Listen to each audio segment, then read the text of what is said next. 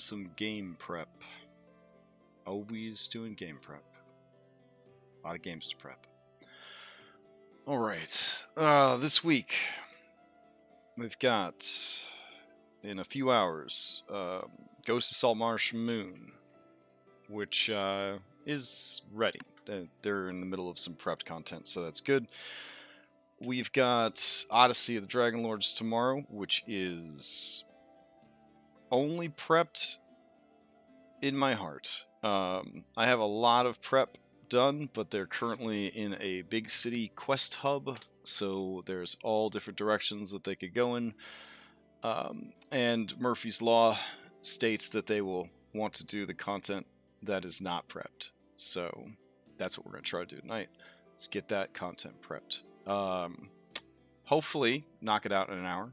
If that content is not knocked out in an hour, I guess I will try to peck away at it tomorrow, maybe on my lunch break or something. I don't know. Or before the game. Tuesday, Acquisitions Incorporated. I'm a player, so I don't have to do anything. Nothing happening on Wednesday for me. Thursday, Skull and Shackles is back on. That content is currently prepped, but could certainly... there is something really fancy I want to work on for Skull and Shackles. So that's going to be one of my big goals this week, is something fancy and custom for Skull and Shackles. Friday is Storm King's Thunder. That campaign is prepped all the way to the finish line, and they are on the roller coaster to the finish line. That campaign is maybe 3 sessions away from being complete, so that's pretty exciting. Saturday the 11th, there's a one-shot. I haven't gotten a full roster signed up for it, which is a little weird. I don't know. Maybe I have to mention it more or follow up with people. I don't know. Pretty busy. But it's Princess Heist 2. You play as a bunch of monsters, and you're trying to, I guess, kidnap a princess from a train. Last time it was a castle. See how it's completely different this time. Yeah, anyways, let's go ahead and jump into this thing. So, Odyssey of the Dragonlords. I gotta eventually come up with a way to differentiate the two Odyssey games, because eventually there'll be 2 different Odyssey games. So this OG one, I guess, will be Odyssey of the Dragonlords, and then we'll probably call the Sunday one Mythic Odyssey, since it's gonna take a bunch of stuff from... since it's gonna take a bunch of stuff from Mythic Odyssey of Theros. We'll probably just call it Mythic Odyssey. That's a good way to differentiate them. I don't know if we'll ever have the cool Pokemon effect of Saltmarsh Sun and Saltmarsh Moon, but I don't know if I'm ever going to want to run 2 D&D games in the same day ever again. So that's something to think about. Alright, so let's get this booted up. Roll20 was running a little slow this morning. Hopefully it will speed up a little bit for me as I continue onwards. So, alright. This was, or is, a Hydra lair that is prepped, so that'll be pretty exciting if they decide to come fight this Hydra. When we last left off, these folks were in the middle of just a tremendous clusterfuck in the middle of the marketplace. Technically, it would be great if I had like a Greek villa map, which I think Tom Cardos might have one, and I was looking for one before the alarm went off to start streaming prep, because somebody fell asleep in this dude's house and wants to kill him. And it would be cool to actually have a house map. Otherwise, we'll have to theater the mind it, which there's nothing wrong with theater the minding it, but, you know, sometimes for some people a map is more immersive, especially with virtual tabletop. Okay, let's see what else we got here. I've got this. I got this bathhouse here. I got a few different bathhouses. Apparently, bathhouse is one of the maps that map makers have to make to earn enough merit badges to go to summer camp. I don't know. So they could go to the bathhouse, have a bathhouse episode. I thought it was a pretty nice bathhouse, Dr. Mapso. Very obvious style once you are used to seeing this work, but I think it's good. It has kind of a Greek-Roman vibe to it. A lot of fun. And then we've got the Hydra Lair, so that's taken care of. We've got the Mytros market from Sizupiku. This is where they are selling minotaurs into slavery without being slavers. It's a whole thing. Basically abusing sacred god oaths and things like that. This is the house that I needed a map for. But what I'm working on today is this here dungeon right here. Basically, this dungeon is the basement of a temple of Lutheria. Hey. And in this basement, there are kids that are being held prisoner. It's very basic. So a couple things that I might want to do is I might want to have an upstairs temple for them to go through. So that's a thing. So I'm pretty sure there was a really nice Greek map for a smaller temple that was posted a little while ago. So I'm going to want to grab that. Then I'm going to make sure that this map right here is dynamically lit. And then I could Greek it up a little bit. Because Tom Cardos really kicking ass lately. Tom Cardos released an entire map pack of items and textures and all that good stuff. Oh, there it is, and it also includes a Greek villa. Fantastic. So we'll try to get that done today too. All right. So I'm gonna go ahead and download that. And I could have sworn there was an actual tiny temple. Oh, here it is. Greek city and villa, high resolution, etc., etc. Okay, yep, that'll work. So let's download that too.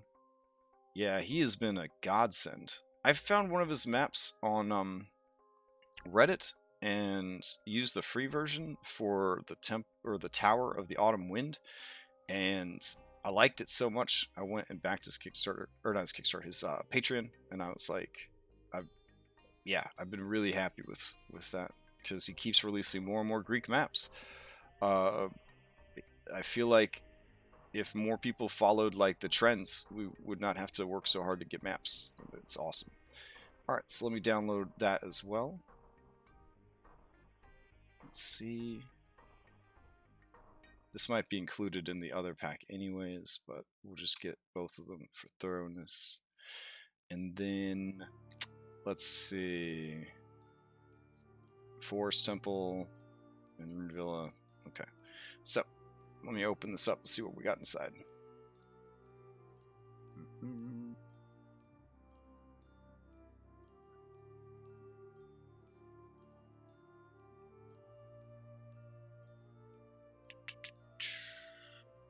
But this map right here is by 2 Minute Tabletops.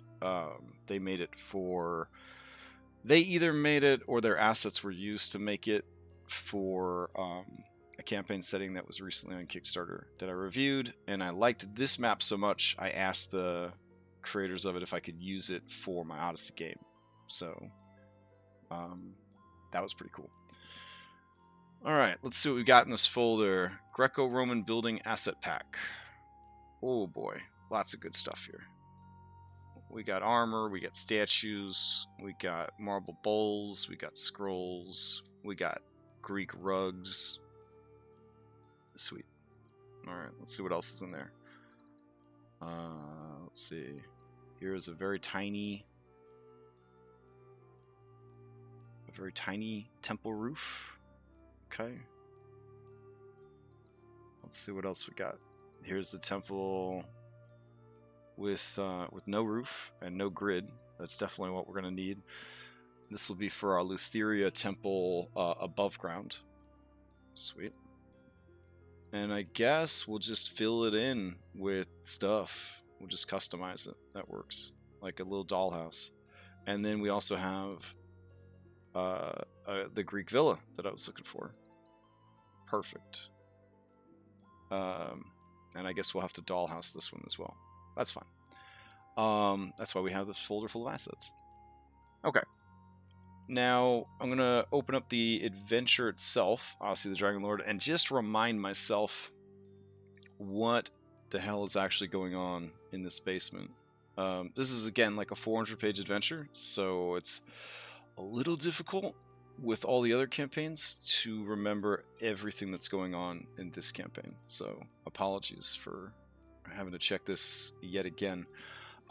Basically, the king and queen of this city are not seeing eye to eye about anything. Marriage is on the rocks, that kind of thing.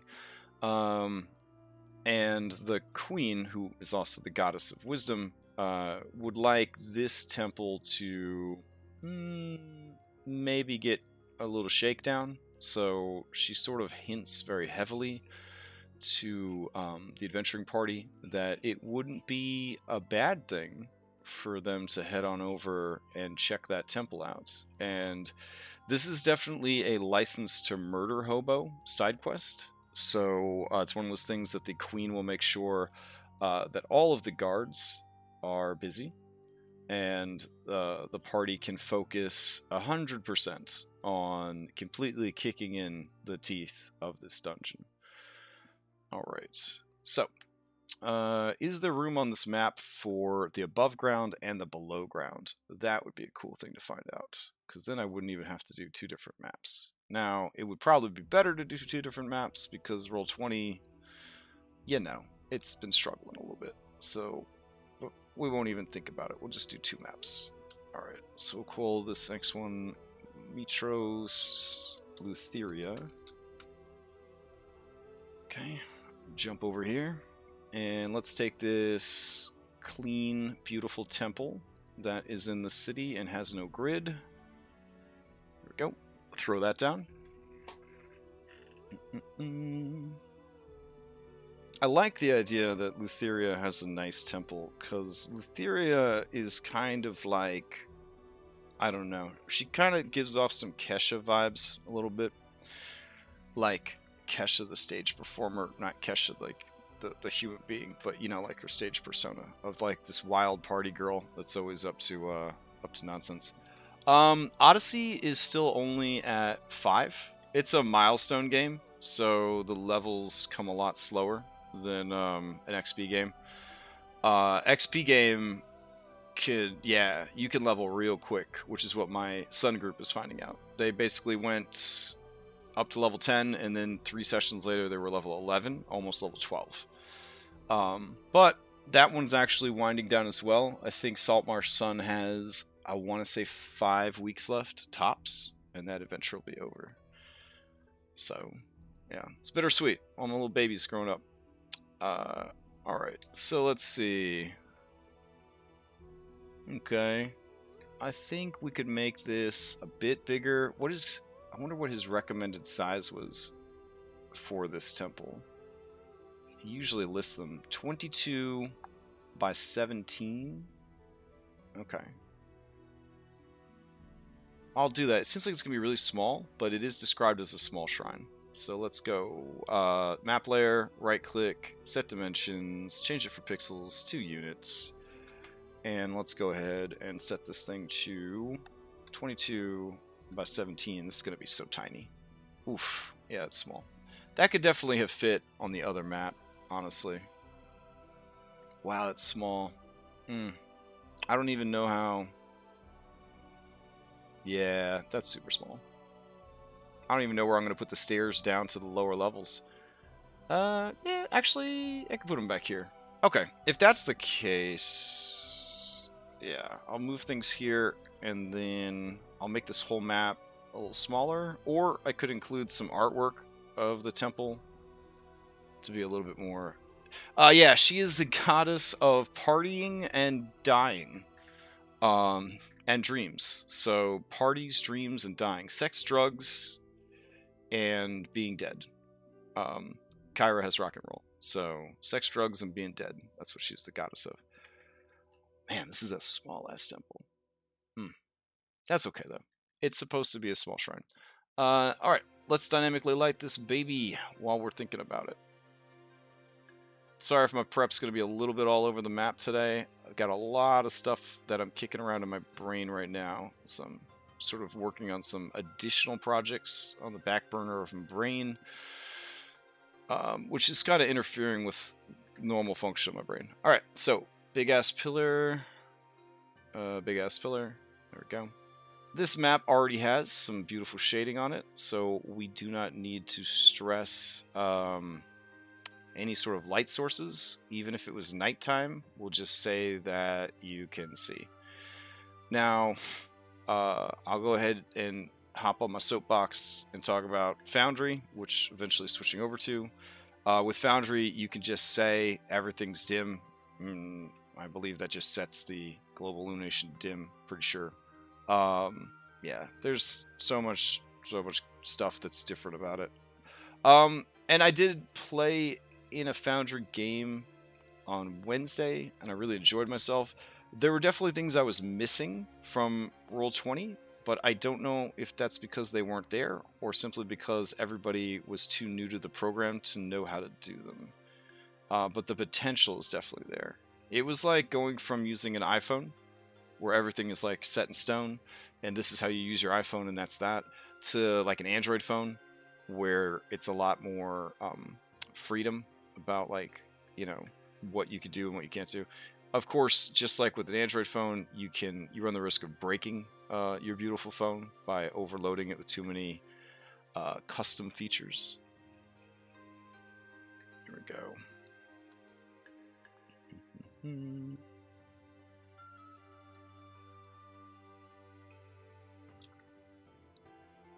Alright, and I'm sure that these were actually round columns and not square ones, but I'm already committed to square, so we're just going to do square. Go.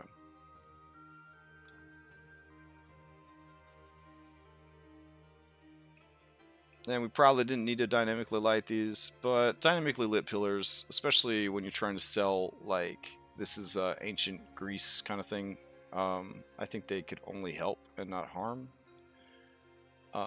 And since we're not going to have light sources, it shouldn't kill everybody's computers too hard. Shouldn't too hard, yeah, things like that. Let's see.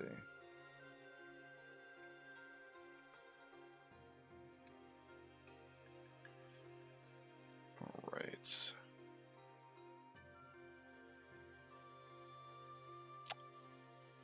Now, it will be interesting to see if all of the prep work that was done in Roll20, just how much cleanup is going to have to be done during the migration over to Foundry. But fortunately, that is future Crashgem's problem, and I am present Crashgem, so I don't have to worry about it. I just have to worry about running the games right now.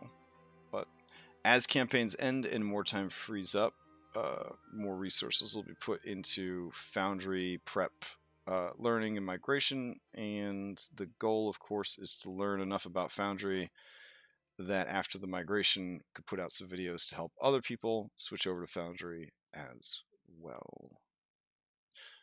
Alright, let's go to Polygon Tool.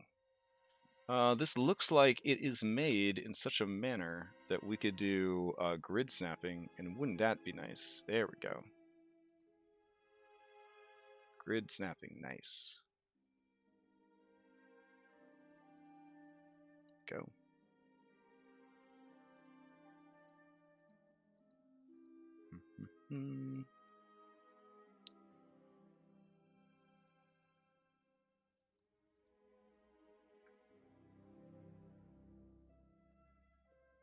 Okay. Looks like there's 3 doors. We'll switch to green for the doors.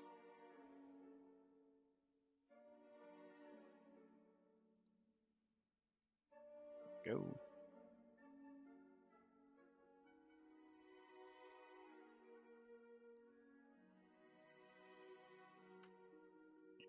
All right. And then we're going to go back to Object Layer, and I'm going to go up to the settings for this map. I'm going to make sure We'll shrink the map down just a little bit here. And I'm also going to make sure that global illumination is turned on. There we go. Beautiful. Now, I guess we're going to drop 67 pieces of Greek dollhouse furniture in here. And we're going to try and fill up this temple in a meaningful way. So hopefully we don't just absolutely break roll 20 when we drop all this stuff. Here we go. Now we already have a pretty decent assortment of furniture and stuff from various map makers. So we'll supplement with what we already have, but I'll try to use this newer stuff and see what we can get going. But we gotta wait for all of them to load up. It says 67, but I wonder if all the individual maps are counting towards that total. Probably.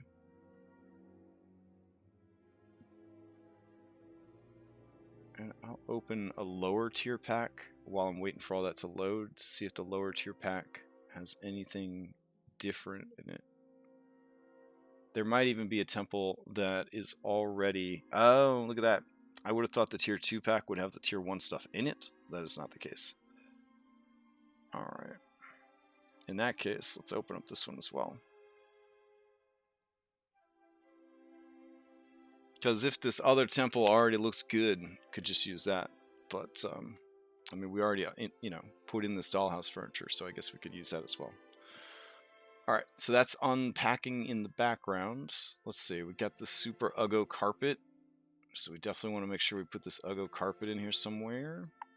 Let's see.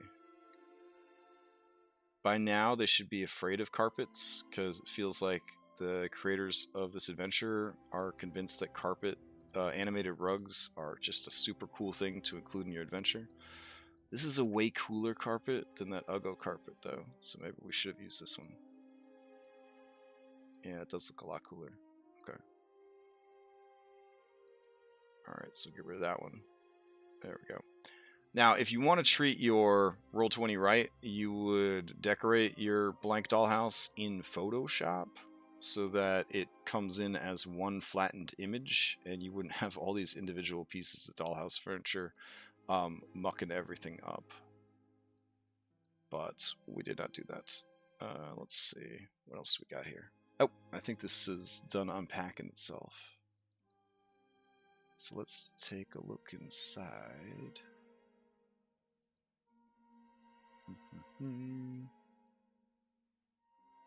Alright, Greek Temple VTT. Daytime map. This is already populated with stuff. Like trees and stuff. So that might be kind of useful. Okay. This has already got like statues and everything already in there, which would be extremely handy. Trees and whatnot. So that could be kind of cool. Also, there's a nighttime version, which is kind of cool. Quite a few nighttime versions, which is a little weird. Oh, okay. Lit and unlit. Okay. I don't know if they're going to hit this place up at night or during the day, but it would be kind of cool. Now, we could achieve the same effect by just dropping a night filter over what we're already doing. So I don't know if it would really be that useful. Like this one looks like he just spilled, crayon grape juice all over his map. And I could show you how we're going to do that ourselves. So for now, let's just stick with what we got. Then we can explore all these assets, because this Greek campaign is going to go on for a hell of a long time. So we might as well take a look at all the different furniture options that we have access to. Alright, so many couches. Broken statue. A weird looking chair. A Greek guy. Yet another carpet. Some scrolls. More scrolls. Pots. Pots. A suit of mysterious armor. Braziers. There we go. We definitely need some braziers. So let's drop some of the bad boys down. We're going to turn those into drawings. That will allow us to move them about without as many complications. There we go. Complications being unwanted snapping to grid. There we go. Alright. Let's see. Shields, pots, more rugs. I don't know. Maybe that's a bench. I think this is supposed to be a bird, but the bird's broken. Let's see. I guess this is like water, maybe? Okay. Could put that there. I don't know. Maybe a fountain would look nicer. We'll keep going. I guess this is a long-ass bench. I feel like Lutheria, if you're coming to her temple, you're either trying to get drunk or you are drunk. So having places to, like, sleep it off might be kind of nice. So let's go ahead and put some complimentary sleep it off benches. There we go. So I'll put that there. They don't have to be huge. Cool. And we'll put some here. There we go. Alright. Good place for public drunkenness, lewdness, if maybe you felt like dying of exposure to the Mediterranean climate. Yeah, all those different things that Lutheria would like you to do. Alright. We got some more pots. We got another magic bird statue. This one's not bronze. Even more scrolls. A dried up fountain or font. Let's see. Pots. A plinth. Plinths are always handy. I think that's some kind of chair situation. More armor. Yet another dude statue. A hoplite left his helmet. A toilet. Well, that's important. Yeah, we should definitely have a toilet. Wait, no. Why would you have a toilet in a shrine? Let's see. This. Okay, this one kind of looks like a lady person, maybe. Rando's sword. More helmets. More armor. More pots. Oh boy. Okay, more pots. Broken lady. These will be good for Medusa stuff. More weapons, more pots, another sword, but themed Greek, which is good. Okay. Overall, not the greatest assets, but let's see what we already have. Now, I did buy a pack of assets that is very handy. I bought it from the Roll20 Marketplace. The problem is the creator tagged every asset as statue. So when I look for statue, it brings up every single thing. Like this axe is a statue, these bones are statues. If you're gonna use keywords, like I feel like you should use them responsibly. I feel like that was kind of a shit move. Because all it does is make the word statue have less meaning when I go to search for statue stuff, which is unfortunate. Alright, let's see. We need a lady statue, which is covered in here. Oh, I just decided to randomly reload because there's so many search results for statue now that this kind of happens sometimes.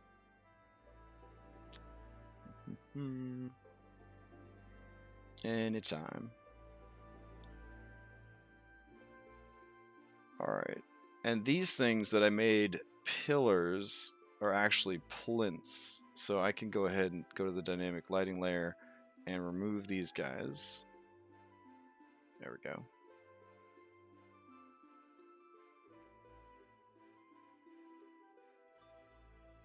Alright. Much better. And then it looks like they've got some banners or something on these pillars right here. I don't know. I might leave these guys as pillars, just because it's kind of cool. Maybe we'll have like flowers strung between them. That might look kind of cool. Like some kind of garland situation. Alright. Let's check out our statues. This is sort of a lady statue. And it has a shadow built in. And the shadow's going in some random ass direction. That's okay. So we'll say that this is Lutheria. There we go. Sweet. And when you come in, she should probably have some offered stuff. Let's see, not actual treasure, but maybe like urns with treasure. There we go. There we go. I don't know how ballsy they're gonna go, if they want to like straight up rob this temple or not. But we'll give them a chance. And then we'll throw some pots in here, some regular pots. There we go. That aren't full of money. Go. Let's see. There. Alright. I'll move all these over to size them down together.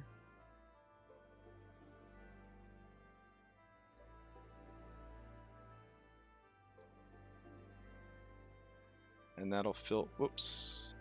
And that will fill that up real nicely. Ugh, okay. I'll make them all drawings so that they don't squash and stretch all weird. There we go. Okay. And again, my recommendation is definitely don't work like this. Do all your work in like Photoshop or GIMP. Because Roll20 is going to load each of these assets separately, even if they've been quote-unquote flattened to the map layer. So it's just going to be a real pain in the ass. If you build your maps like this and you have a whole bunch of assets. Yeah. Plus, you save out your Photoshop file as a PSD with layers. You can always go in and change it or reuse it. Me doing it here in Roll20, it's a lot harder to copy it and move it somewhere else. So, something to consider. Alright. What else we got going on here? Oh, we're going to take these. There we go. And I'll make them into drawings as well. And we'll put them like here. There we go.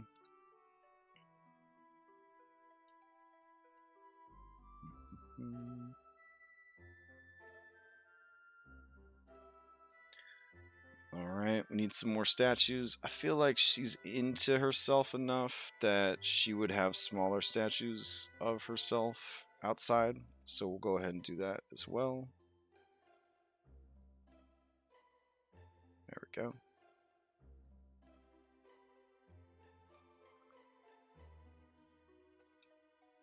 And shadows are just playing all over the map here. That's fine.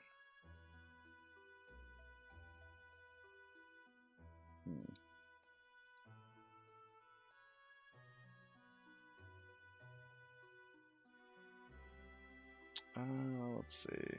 Flip vertically. There we go. Yeah, that looks pretty cool. Even if the shadows don't all make sense. Alright, and then we'll...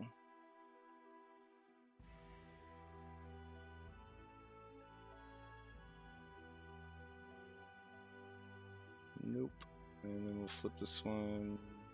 There we go. Cool.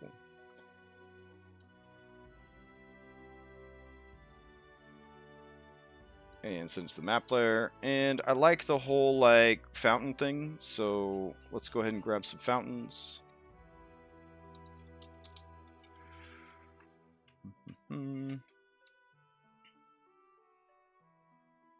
Okay, that's a dope looking fountain, so we'll go with that. Slightly different maps or art style, but I think it works. There we go. Throw that over here. And in the OG map, there are some trees and some more benches. So we'll just take the benches that we already have. And we'll throw those down, because a lot of lounging around when you go in to hang out. The party god's shrine. There we go. And let's see what trees we have. Palm trees. Maybe not. Okay, that definitely works. Okay. And move just like that. Alright. Do we have any, like, flowering trees? Seems like something that would be her style. Trees that are pretty but also poisonous. Let's see. I definitely need to get a better variety of tree assets, for sure. But I kind of like the idea also that maybe these are plants from the old wood, because she does have a lot of connection to, like, the evil, the more evil aligned fey creatures as well. So that might be kind of cool. That being said, could just straight up drop some like purple trees in here, like just go straight out of the Feywood. There we go. That'd be pretty cool. And I believe these trees that I'm using are from Kaora. I think that's what they're going by now. I think they used to be like Blue Sword maps or something. There we go.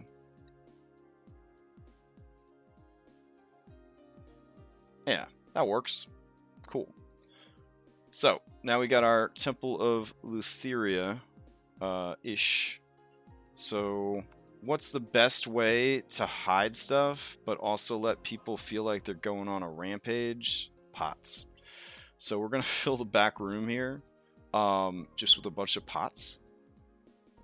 And then they could, like, go full on, like, hero of courage and just smash the hell out of all these pots. So that'll be kind of cool.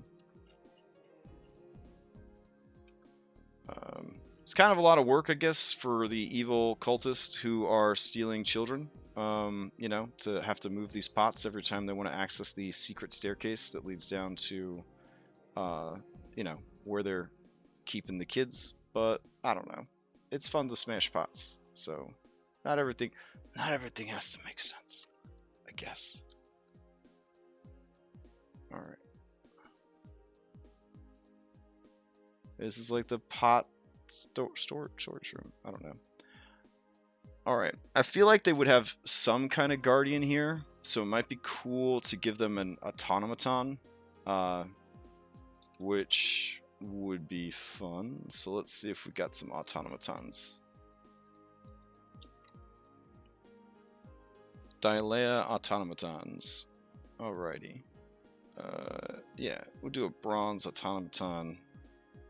That, whoa, she's pretty big. Alright, that hangs out here.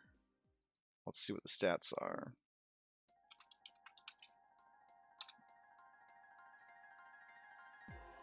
Oh, that's right. Rule 20 is blocking me from seeing my own content again. Good stuff. Alright, here we go. Bronze automaton. Only 60 hit points. CR 4, perfect. Blows itself up. I love it. Alright. So, yeah, we will have that in the back room here, essentially. Guarding this back room where they store all the pots of wine and stuff. There you go. On that note, maybe we could do some barrels. Oh, looking in the wrong place. Alright. So we'll do some fruit.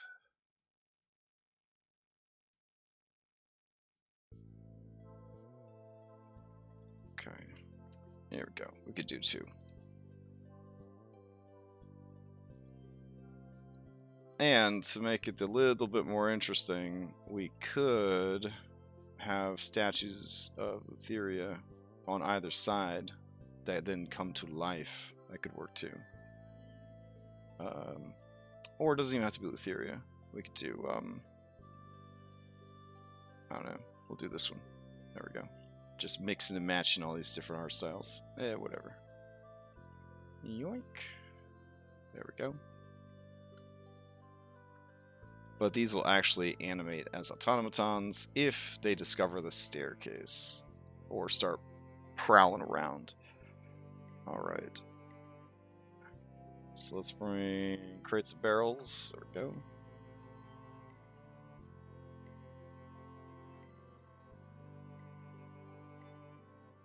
Sweet. So it just looks like a storage area for the back of the very tiny shrine.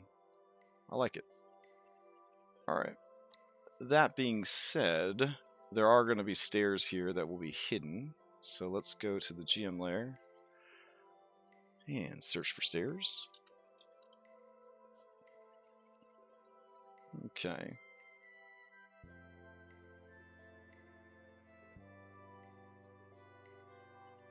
Alright, so we'll do...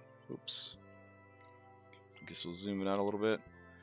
There we go. Those will be the stairs down. And once they smash a bunch of stuff... Oh, yeah. Oh, thanks. Appreciate it.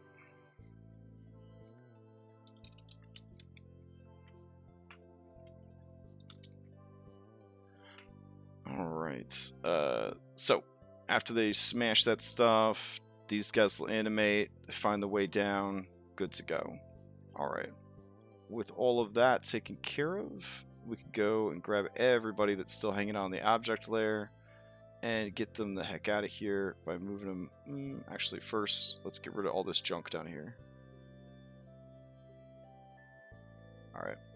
Then we'll grab everybody that's hanging out on that layer and we'll move them to the map layer. Boom, boom. Alright. Cool. Now I said, like, what if they come here at night? How do we make it a night map? So, in Photoshop, you can make a PNG that is mostly transparent. That is just a purplish blue color. It's called a night filter. You literally just scale it to the size of your map, and bam, now it's nighttime. That's how you get a nighttime map. Pretty simple, right? And if you look at the example earlier, right, here's the daytime map. Here is the nighttime map. Gasp. Look at that nighttime map. Look at our nighttime map. Now they did add like a glow effect there to sort of, you know, make these light sources kind of pop a little bit more. But considering we just dragged one asset down, not bad. Not bad at all for creating that illusion. So, yeah. So we'll just keep this filter off to the side in case we need it. And that's that. This feels very 4th edition with the map being so small, but I'm totally okay with that. Alright.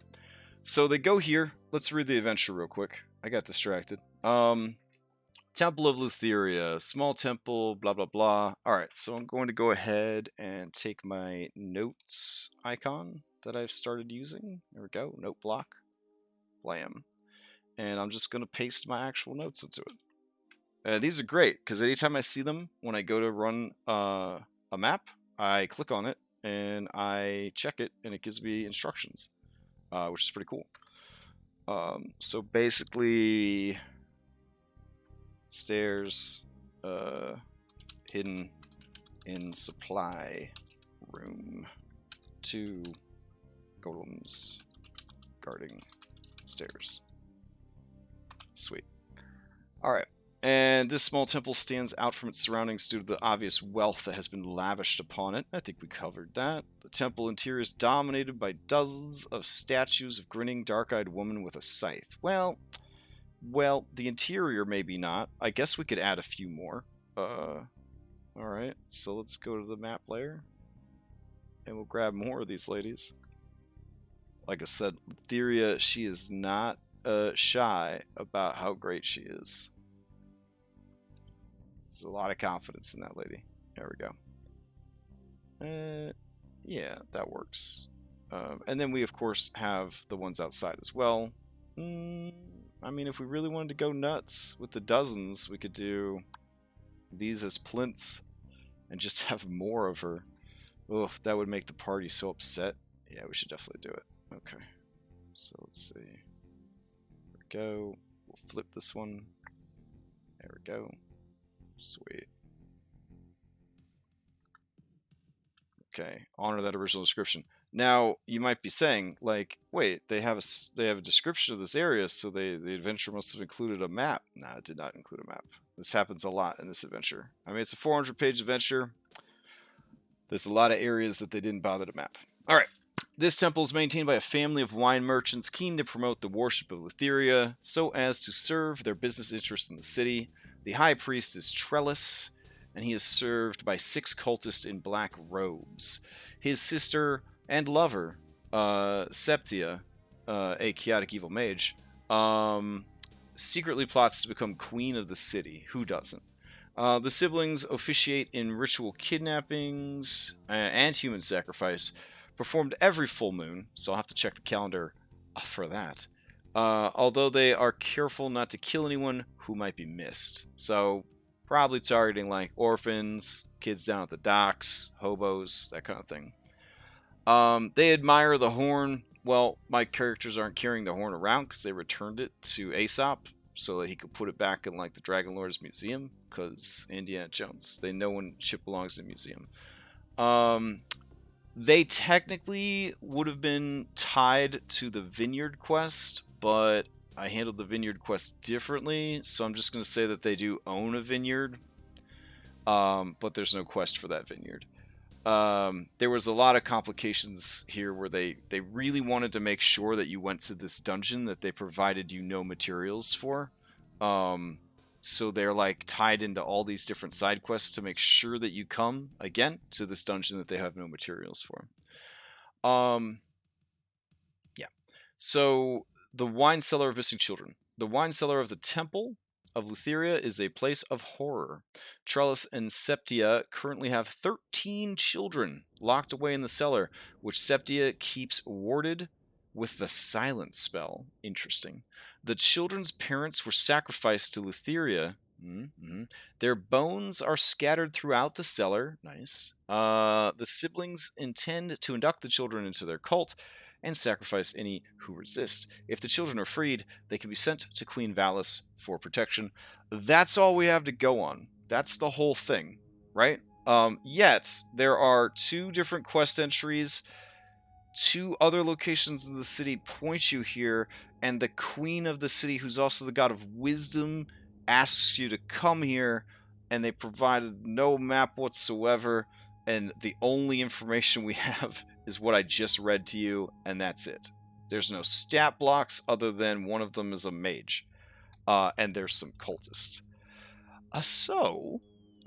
Just like we do when we make a Hero Quest one-shot, we are going to make some shit up real quick. And we gotta be pretty quick about it, because I'm trying to only stream for like an hour at a time, and we're already at like, Jesus, the 47-minute mark. But hey, we checked out a bunch of new stuff and made a map from scratch, so that's not too bad. Alright, let's see. We don't need... Oops. There we go. We don't need this information about the horn, so that's fine. We could change this to admirers of a Dragonlord paraphernalia. And I don't know how to spell that. There we go. I don't know how to type or spell. So they'll be interested in the dragon crowns instead of the horn. And then we can have the same effect. They'll basically offer to buy the crowns for 5,000 drachmae. And if the heroes refuse, then they will secretly plot to kill the party. I do have to admire these twins, because they basic as shit, and they think they're going to take down the Chosen of the Oracle, who just stopped Sidon from destroying the city, and have done all sorts of other crazy stuff. I can't even get to the level that some of these NPCs are in this campaign are on, as far as like confidence level goes. It's absolutely incredible. Alright, so I have a Mytros document, which outlines the entire city of Mytros or whatever. Still struggling with the IE sounds on the Ys, but I think that'll just be like an ongoing thing for the rest of my life. So, in my Mytros outline, if I scroll down, this is mad spoilers too, so if you weren't already worried about spoilers, I'm spoiling everything right now. Okay, side quest. Kidnapped kids. Page 105, no maps. Here we go. Better stat blocks for the bosses. There we go. So Septia, the priestess of dreams, and Trellis, the priest of death. Fantastic. These were made by a member of the Odyssey the Dragonlord Discord community. If you are interested in running this campaign. I highly recommend joining that community. It is one of the greatest resources I've ever found, as far as like a community of creative minds that are working together to take an already great adventure and make them absolutely phenomenal. So they are set up as, oh, that's adorable. They're set up as like mythic bosses. They have little phase transitions. That's kind of cute.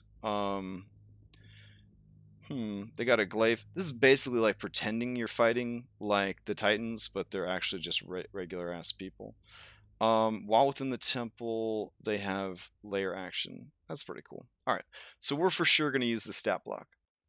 Do I have time to port this over, considering it's a picture and I would have to retype everything? I do not. So what I will do is make myself a handout.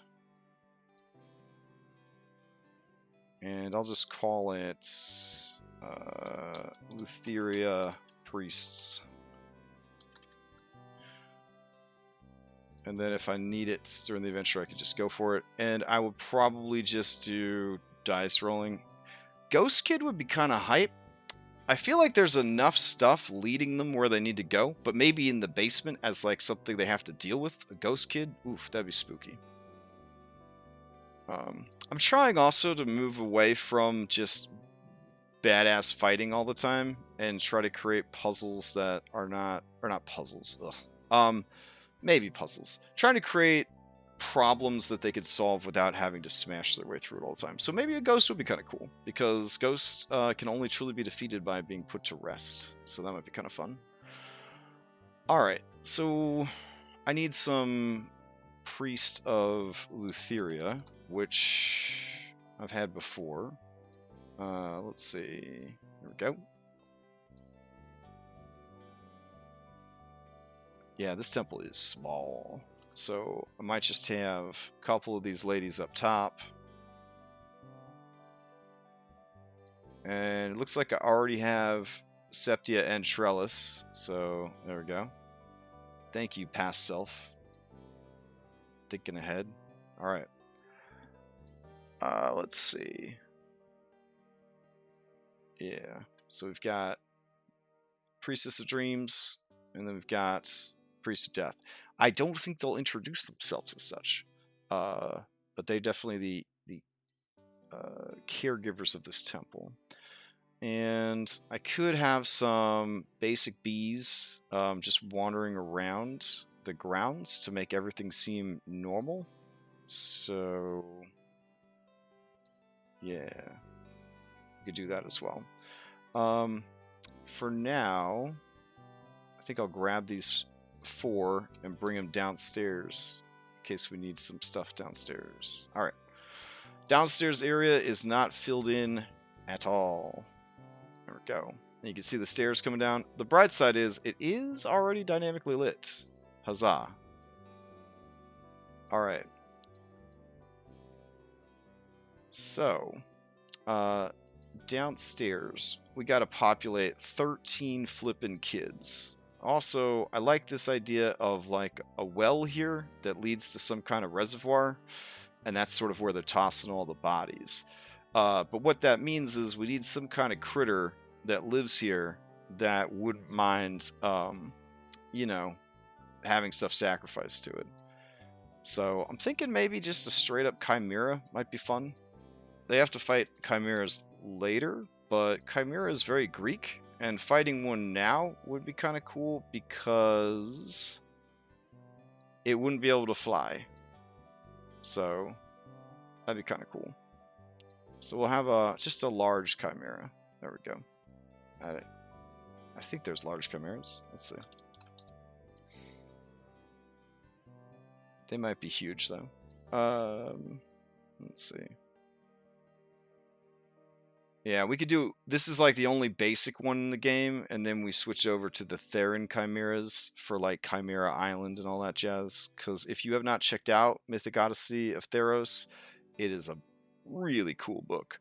And there are some really cool ideas in there, and some really cool monsters. Yeah, look at that. Some kind of unicorn, dragon, eagle, chimera. Yeah, like, look at this. You could just build, mix and match, make your own. So cool. So I'm going to save those for later on. So for now, we'll just go off of a more traditional Chimera. Alright, so this will be the Chimeras Lair for sure. With there being a pit here, inevitably, they're going to want to throw it in the pit, and that's fine. I want them to come down into this dungeon and really feel like they're just down here to kick the shit out of everything. So, they definitely, every once in a while, your party needs to just be able to cut loose and feel powerful. And that is the point of this particular dungeon, is I don't want them to go in here and just feel like they're constantly getting hammered all the time for everything. So, this lady will be in charge of the chillins. Okay. Let's see. We got sell, and sell. So this will be like the warden. Let's see. I either tag my kid miniatures as kid or as child. So let's see. I got some ghost kids here. That's cool. Alright. Are these the only 2 kids I made for all of ancient Greece? Maybe. I have a lot of other kid miniatures. They don't have the right frames, but I feel like I'm okay with that. So I'm gonna cast every child that I've ever used in Roll20. Halfling kids, human kids, dorky kids, all the kids. So we're just going to grab every kid that we've ever used. My apologies for not using the Greek-themed frame. I think a lot of these kids are from my Krampus adventure that I ran, which was a lot of fun. We did not manage to stream it, though, because it was at the holidays, and we were really busy.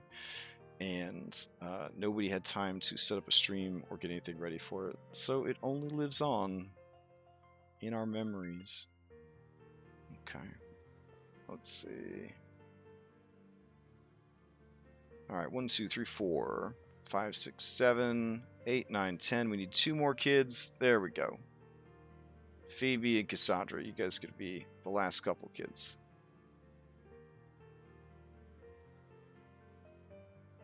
Alright. Kid Cassandra, she's used to being thrown off of stuff, so if she gets thrown down the well, that's fine. Alright, so we've got our 13 kids, we've got our priestess, we've got some guardians upstairs, we got a monster, we got supplies. Let's see. This is where these 2 live, so that's their thing. And we do mention that this is a place where they should be storing like wine and stuff. So I feel like this main room right here, we got to put some barrels out here to make it look more like a wine cellar. Because if you're going to have a cover, you should probably try to stick to your cover. So here we go. And these are in the same art style, so that works out really well. There we go.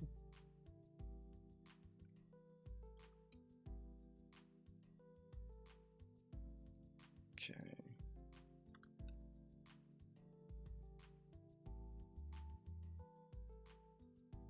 If we wanted to tie it to what we had upstairs, I could go grab some of them pots, and we could put some of the pots down here. I don't necessarily think we need to do that, but, you know, that's an option. Now, they're probably going to be wary of these wine casks. Ooh, okay. Let's see. They're not... Are they too strong? I don't want them to be too strong. Let's see. Ghost Boar, Ghost Dragon, Ghost Dwarf, Ghost Knight, Hungry Ghost. Oh, I did need a Hungry Ghost, though, because Klaus has got to be down here. I even have a post-it note that says, don't forget Klaus. So, actually, let's throw down a Hungry Ghost. Ooh, CR8. That will be challenging.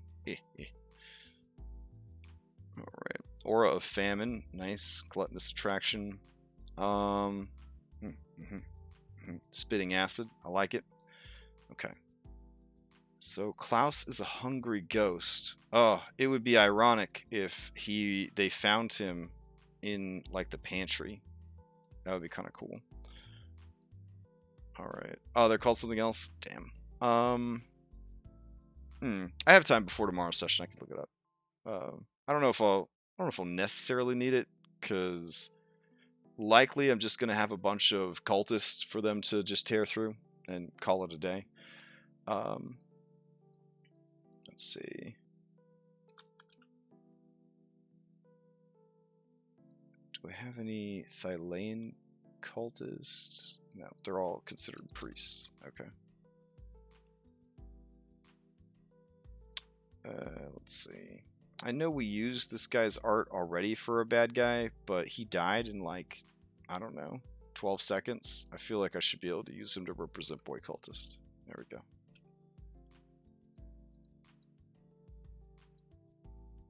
Oh, Macabre? Okay. Oh, okay. No, that's from Zenithars.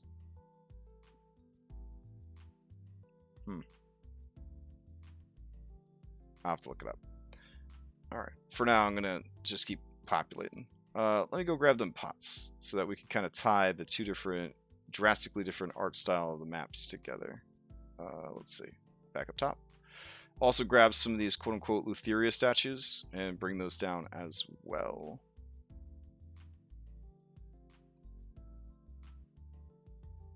Alright. I kind of wish they were on a different layer because it would be easier to grab a bunch of them. Alright. I think that works though. Let's take them back downstairs.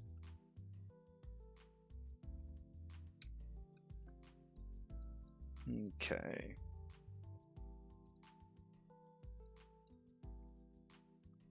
Here we go. Alright. So, take these Lutheria statues. Where could we put them? This would be a good place for one. And at this point, they will probably be attacking the statues because they think that they are going to turn to robots and kill them. So, mission accomplished there. Okay.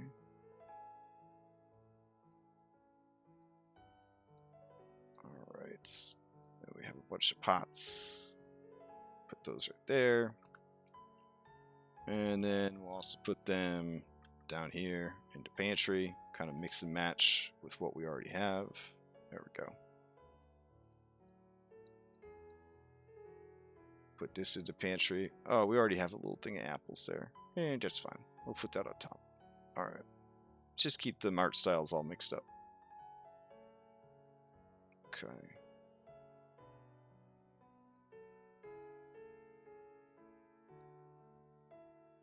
There we go.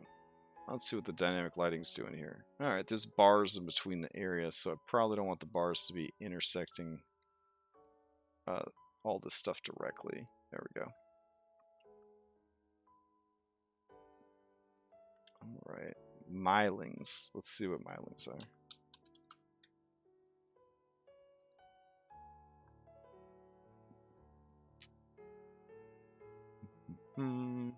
Maybe. Maybe. Maybe not. Okay. Okay. Milings are the souls of the unburied, who died in the forest from abandonment or exposure, can find no peace till their bodies are properly interred. Blah, blah, blah, blah, blah. They attack lone wanderers, blah, blah, blah. Claw attack, bite attack, buried alive. Chosen to its burial ground, it sinks into the earth. I think I do like this monster quite a bit.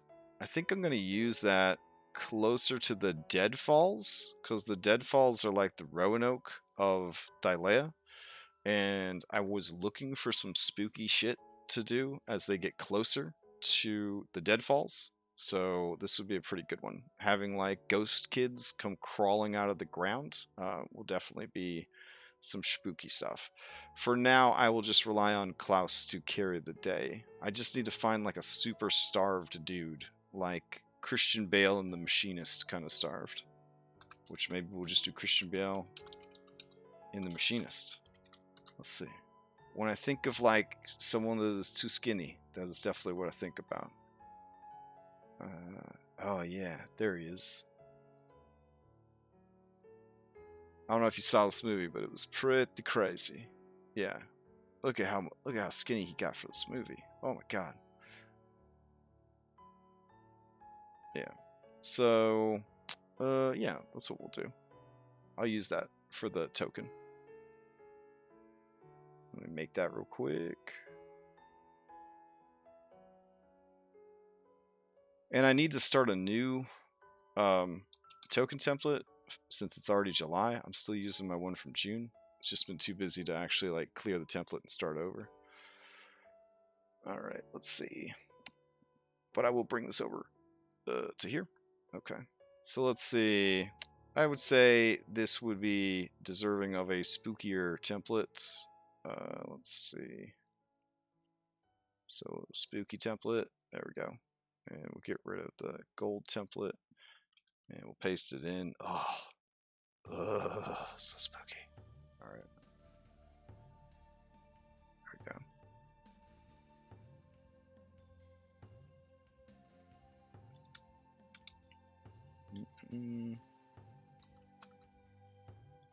And that will be Klaus the Hungry Ghost.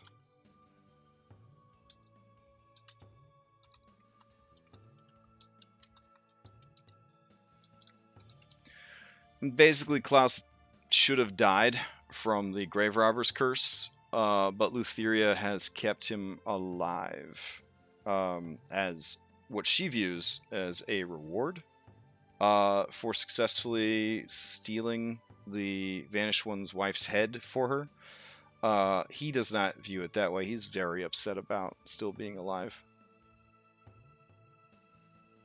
There we go. Extra spooky stuff. Oh yeah. Okay, so we'll put him in the pantry, and he'll be eating this bushel of apples.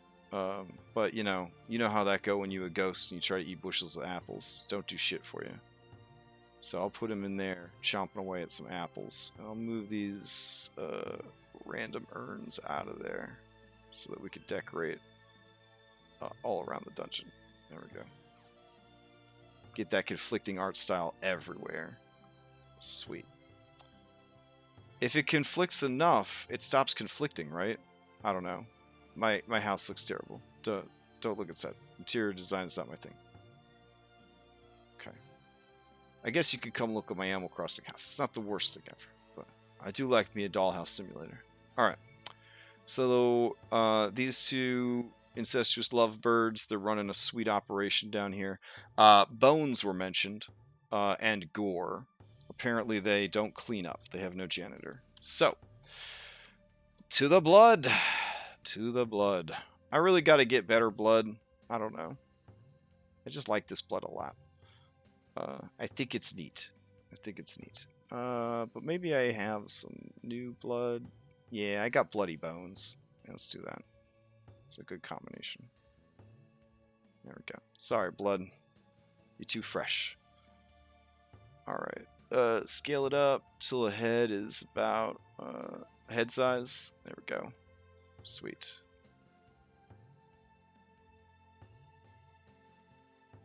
There we go.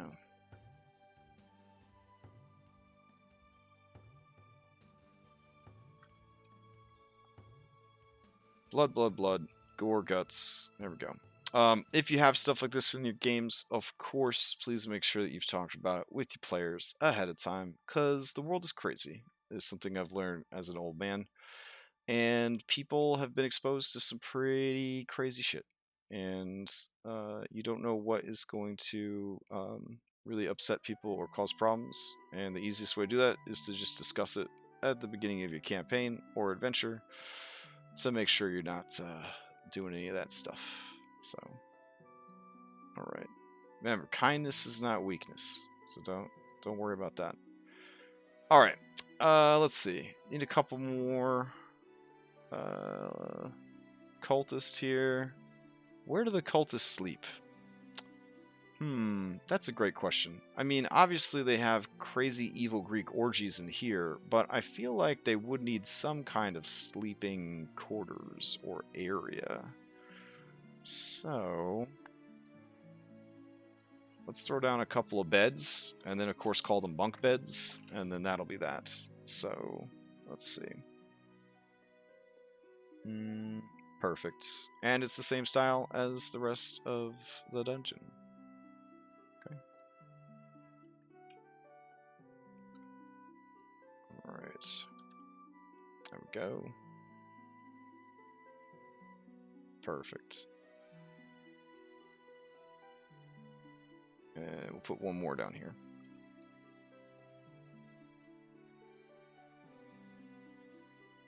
Alright. So, we've got the killing room. We've got the kitchen. Probably need some kind of chef or cook or something down there. Oof. You know, it would be fun if they had a goatling trickster as the chef. That would be fun. So let's go grab a goatling trickster. Party hates goatlings. I think they hate more than goatlings. Do we have goatling trickster? Yeah, we do. There we go. Goatling trickster running that kitchen. Let's give them some baby goatlings. Nope. Do we not have little baby goatlings? Why are you're in the wrong folder? There you go. And then some baby goatlings. They're helping in the kitchen, shaking bacon, and that helps. Alright. Obviously, these people have now been advanced to full cannibal level if they're letting goatlings run the kitchen. And we got Klaus the Hungry Ghost. We've got some goatlings, which they'll kick the crap out of. We've got a cool fight with the Chimera. We've got a pretty badass stat block for the two of them, but not too great. We got adorable children that need saving. We do need to toss a note in here to remember the silence spell, because that's one of the only details that was given to us about this whole dungeon, is that there is a silence ward. Okay. There we go. And so I'll make it a little bit smaller. There we go. Alright. Cells are locked. We'll use standard operating procedure for how difficult it is to open. The difficulty of everything should just be 10 plus the party's level if you don't feel like thinking too hard. So how hard is it to open a door? In a 5th level dungeon, it's a DC 15. How hard is it to avoid a trap that you forgot to set a DC for? It's a 15. And so on and so forth. That's just the easiest way to do it. How hard would it be then for a 12th level party to make a saving throw in a 12th level dungeon? It'd be a DC 22. So just sort of, just math it out like that. Alright. Let's see. Got barrels, we got crates. Why are there bars here? Would be a great question to ask. And I agree. So what I'm going to do... I don't like the bars being there. I'm going to move these crates over here. I'm going to move that over there. And then we'll move this over here. I'm going to go into dynamic lighting. This has bothered me. There we go. And I'm going to put down one of them rugs that we just got. Because the more of these rugs I could put, the more paranoid they will continue to be. Of rugs. Let's see. Let's put a super uggo one. There we go. A rug that ugly, you know it's out to get you. There we go.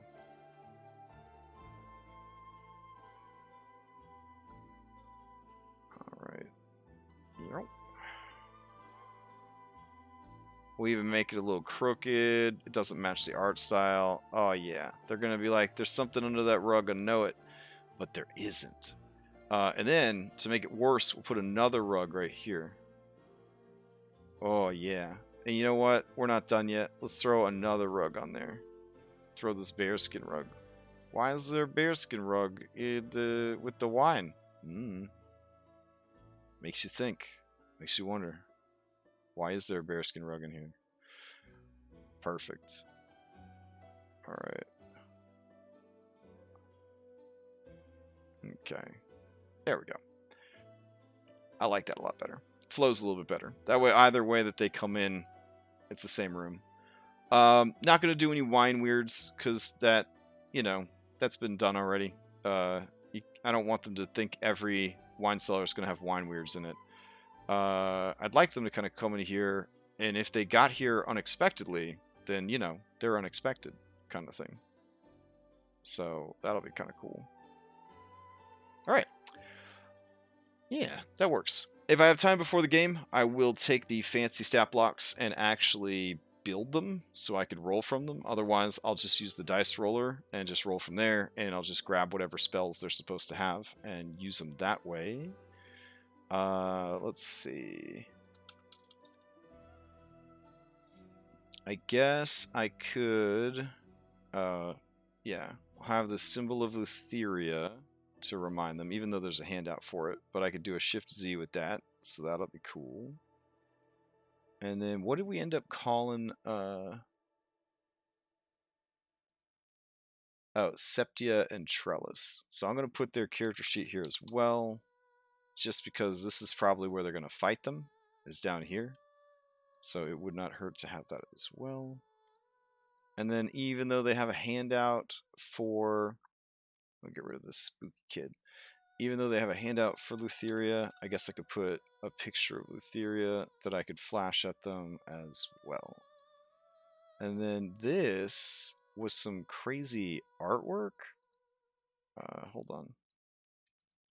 That was kind of reminiscent of some Lutheria stuff right here. I don't know if I want to put this down there or not. It might be kind of fun. It's basically like the fall of sirens into harpies. So it might be kind of a cool piece of artwork. I can't decide if it should be like upstairs in the temple or downstairs in this area. I think it would be a further testament to how corrupt Mytros has become if I allow it to be on display upstairs. And it will definitely hit hard with Anastasia. And Anastasia, I feel, doesn't always get like a lot of stuff because as the haunted one, they probably have the least active epic path. So I feel like it's always good to find extra stuff for them to do. So I will bring that up upstairs as well. Sweet. Okay. I'm going to put this here. Call it Siren, or Fall of Sirens. There we go. Alright, and then I'm going to go back and have that note as well. Actually, I'm going to do it upstairs, so I don't need that downstairs. And then I will go here and make sure that I don't forget about Klaus.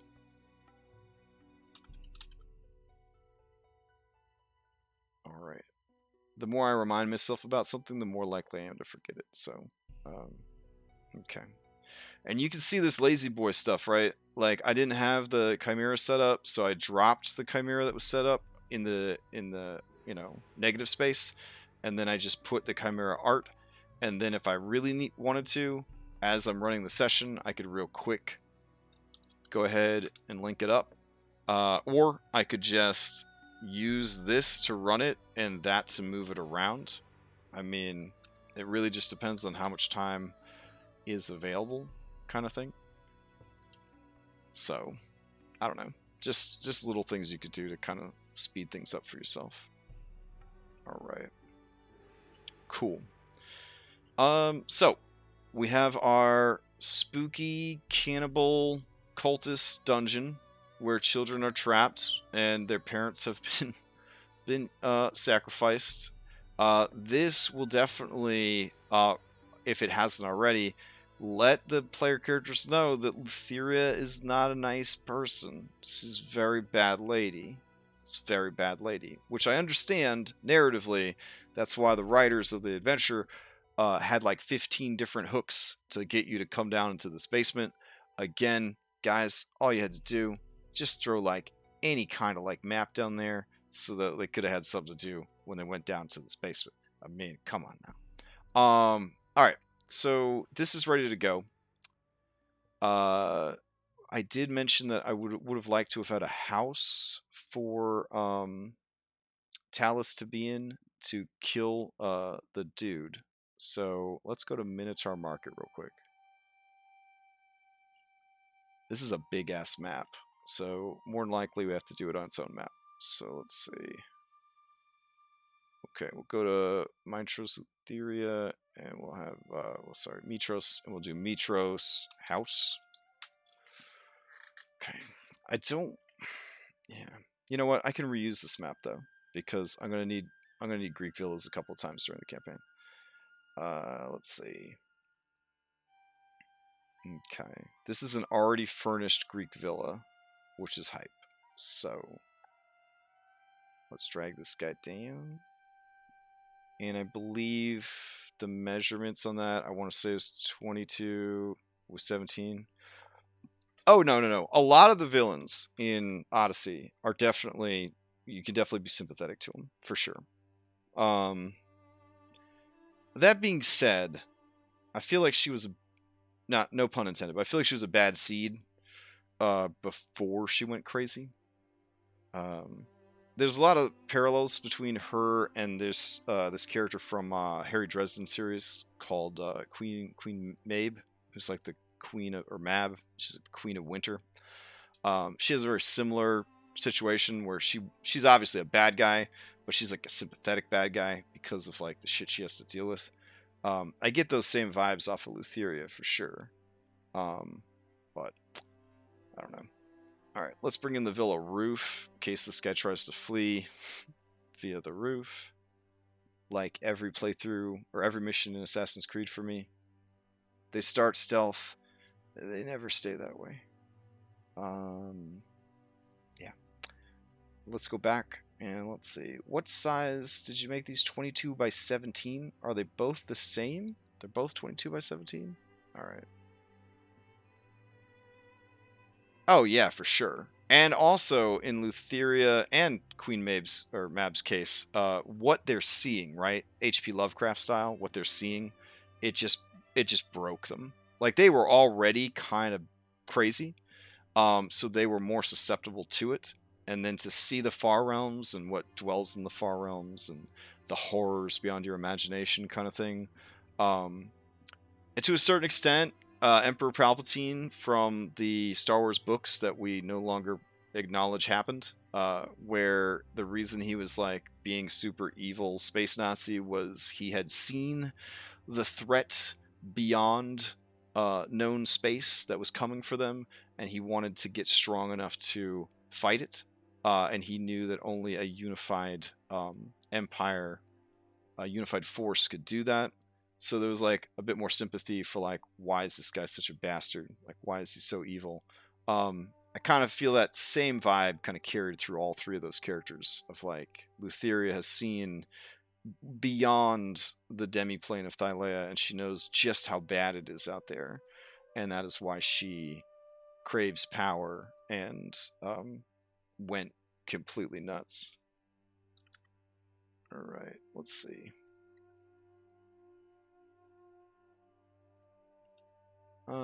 Alright. Oh, it's so small. What a small place. That's okay. I like it. And it's already decorated, so we don't have to play Dollhouse Simulator this time. Okay. It's certainly not big enough for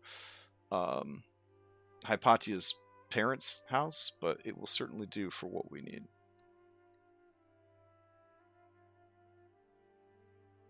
Alright. There we go.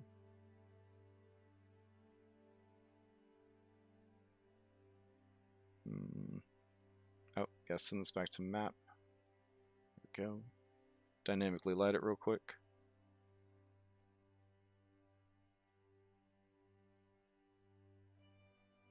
There we go.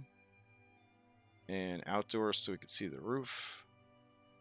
Something I started doing for these sort of outdoor things is I have this token that everybody can see out of. So I'll, even on a map with dynamic lighting, if I have like a handout I want them to see all the time to sort of set the scene, I will have one of these guys placed down so that they're always able to see that in addition to whatever normal dynamic lighting is going on in the dungeon, which seems kind of cool. Oh yeah, I feel so bad for, it sounds dumb, but I feel kind of bad for Sidon because he's just your classic Chad. You know what I'm saying? Like he's just a strong dude who knows he's strong. And he's just trying to be strong, and, you know, he loves his sister a little too much maybe, and he just wants to make her happy. He wants to do the right thing ish, right? Mostly he just wants to make her happy, but he's such a Chad that he doesn't even know most of the time that she's just using him to kind of further her own agenda. Yeah. But in the adventure, he does sort of reach a point where he's willing to sell her out for his own power and survival. And she is always at the point where she's willing to sell him out. So it is very bittersweet that despite all the love they have for each other, in this adventure, they are definitely willing to sell each other out if that is going to lead them to victory. But then again, they are bad guys.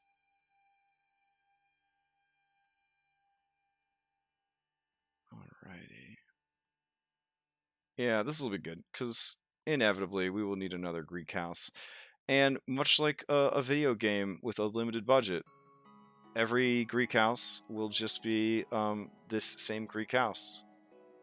Because you shouldn't be going in this many houses. You should be out there doing hero stuff. Stay the hell out of people's houses. This ain't Baldur's Gate. I say that because Baldur's Gate, I remember, as being one of the first D&D video games where you could just walk up to any random house in a town and just rob that place. And I remember it was pretty cool.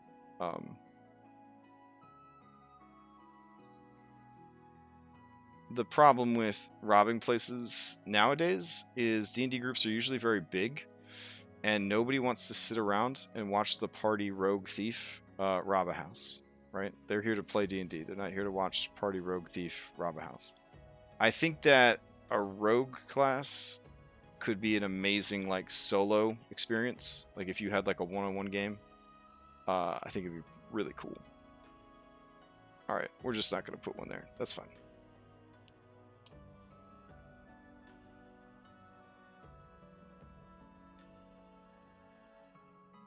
Okay. Nice indoor bathroom. That's cool. They don't have one of them toilets, though. Guess you wouldn't want to, have a toilet in the sim room as your fancy bath spa or whatever. There we go. Man, these Oh, there's the bathroom. There's the toilet. Oh, thank God. Thank God. All right, let's see. Stable area.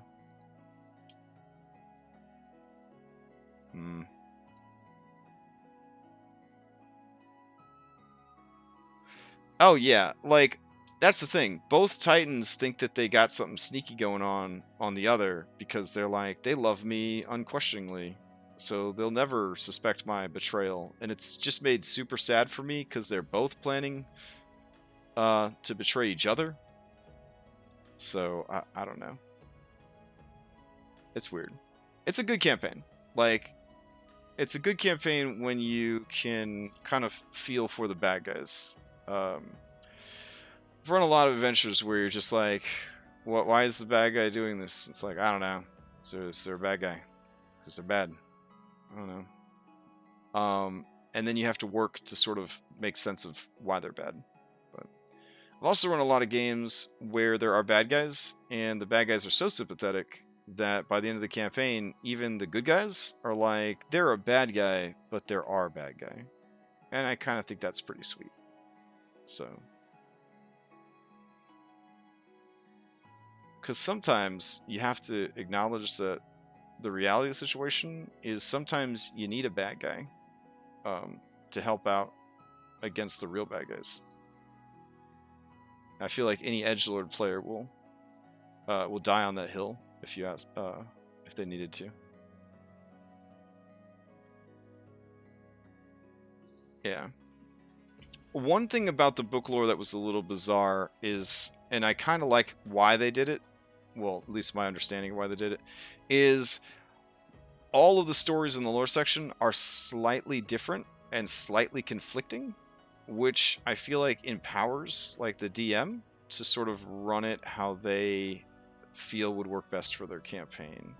Like there's a couple of universal truths, but there's also plenty of areas that are muddied And honestly, I mean, myth and history, I mean, that's just bound to happen. So I actually, at first I was kind of like, ugh, what a pain. But then I started to realize that it was very freeing to have those options. So, all right. Apparently they leave this window open for because they don't like being secure, but that's fine. Let's see. Here we go. So I just mentioned that nobody wants to watch a rogue thief burglarize someone's house, but that's exactly what we're gonna do for probably the first hour of my game on Monday. So how am I gonna make that not suck for everybody? So the Queen of Wisdom, she, is keeping an eye on things and sees that Talus is sleeping under the bed, and he is a ranger. He's a boy ranger in so much as he's a warforged that identifies as a boy. It's a whole thing. And since he doesn't have a penis, he didn't make very good breeding stock, so they were like, hey, we could train him to be a ranger, because they're kind of into robots anyways, since they make robot birds. So the queen has Amazons loyal to her, and those Amazons have birds, and the birds are robots, and I thought it'd be kind of cute if all the players played as robot birds that were sent to help Talus with his Solid Snake Mission Impossible stealth and kill the boss of the Minotaur Slavers mission. So basically for the first hour, everyone is either going to play as their Pokemons that come to help, or as a loner Pokemons that has been sent by the Queen to help, which I thought would be kind of fun. So we'll see how it goes. All right. Let's see. Do we want dynamic lighting for this? Yeah, probably. It's a small enough map. All right. But then we'd have to have outdoor lighting too. That'd be a real pain in the ass. I think I'll just use global illumination, and we'll just call it a day. All right. So now we have a villa to start the session with. Whew, let's run through all the Mytros stuff that we got here, and then we'll call it a night. We've got the actual city of Mytros, which is huge, and we got this lovely landing page for city of Mytros, and we got the Queen, and we got all these different locations that they haven't explored yet. We got all these fancy NPCs and stuff. So much stuff. All right. An area that I don't have fleshed out that I would have liked to have fleshed out was the Arcane University. I don't think they're going to get to that this session, because I think they're going to want to follow up on these cultists, which we now have the temple for the cultists, and we have the basement for the cultists. We've already had the palace, which is just dope. This turned out so good. Oh, I love it so much. And then we got the bathhouse in case they want to go there. We got the Temple of the Five, which is just the exact same map that I used for the Temple of the Five before, because it's a very Spartan utilitarian and I like to keep it that way. I did start a map for the Academy, but I didn't actually get it finished. I was going to just drop in the Shizupiku Museum University maps that they did, because I think those turned out really good. Those guys are just killing it. They're just killing it. They're also making like $5,000 a map or something crazy like that. Yeah, so this, I think we're good. I think we're good now. And if they decide that they want to go hunt a Hydra, I've got the Hydra caves locked and loaded and ready to go. Where are you at, Hydra caves? Just in case they decide to do Hydra caves. Here we go. Coastal Hydra. Right, so they travel along the coast, they swim down, they go in here, they fight this Hydra. Good stuff. Alright, so I feel like that was some good prep. That will definitely cover one, if not two sessions of content. I'm going to say two sessions for sure. It's going to cover two sessions, so that puts us 2 weeks ahead. More than likely, they're going to want to do the university thing before they leave. So we'll do university, and then travel, and then travel and arrive, so that'll be 2 weeks, and then the actual fight against Esther will take an entire week. So that's 5 weeks. So we're like 6 to 7 weeks from fighting Esther, which is going to be a big deal. All right, cool. Hope everybody enjoys their evening. I'm going to be back hosting Saltmarsh Moon. We're down 2 players, so it should be interesting to see the dynamic with only 4 players tonight. We're not NPCing the 2. The 2 are actually going to be escorting some prisoners to safety. So it will be a smaller party of 4, which will be pretty exciting. So if you're interested in checking that out, check back at 9 p.m. Eastern, because that's when we'll be back online. All right. Night, everybody.